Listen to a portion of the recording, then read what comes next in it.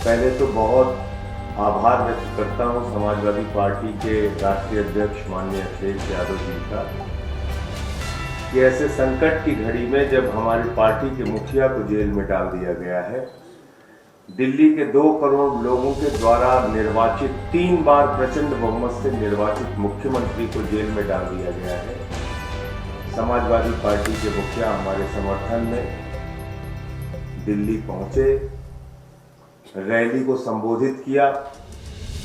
आज भी उन्होंने भाभी जी से बातचीत करके उनसे हाल चाल पूछा, सुनीता भाभी से।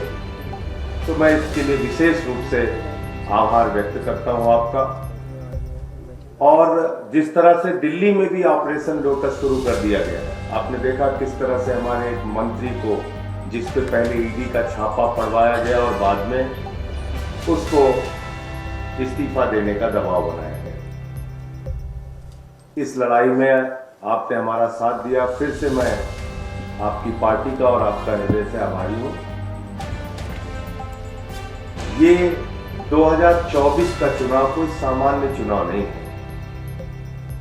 ये भारत के लोकतंत्र को बचाने का चुनाव है, बाबा साहब के संविधान को बचाने का चुनाव है और समाज के वंचित, पिछड़े, शोषित लोगों के अधिकार जो छीने जा रहे हैं, देश के नौजवानों को बेरोजगारी के दलदल में जो धकेला जा रहा है, हिंदुस्तान को जो महंगाई की चपेट में लिया जा रहा है, उससे बचाने का चुनाव है। ये 24 का चुनाव कोई सामान्य चुनाव नहीं, ये एक तानाशाह हुकूमत के खिलाफ लोगों को लामबंद करने का भी चुनाव है।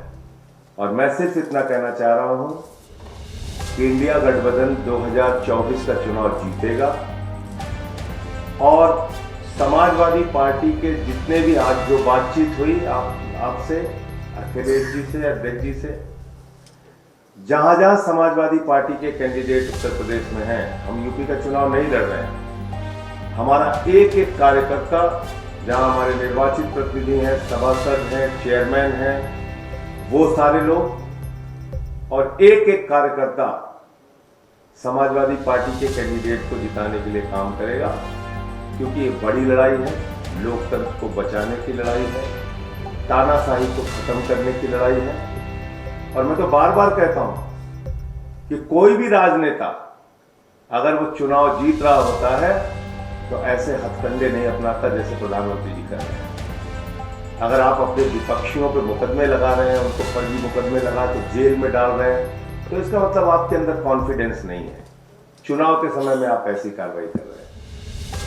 तो फिर से एक बार मैं दोहरा रहा हूं, कोई कंडीशन नहीं है, कोई सीट की मांग नहीं है, कहीं कुछ नहीं है। लोकतंत्र को बचाने के लिए, तानाशाही को खत्म करने के लिए, भारत के संविधान की रक्षा के लिए हम लोग इस लड़ाई में साथ हैं। और पूरे यूपी में जहां जहां समाजवादी पार्टी के कैंडिडेट होंगे, इंडिया गठबंधन के कैंडिडेट होंगे, उनके लिए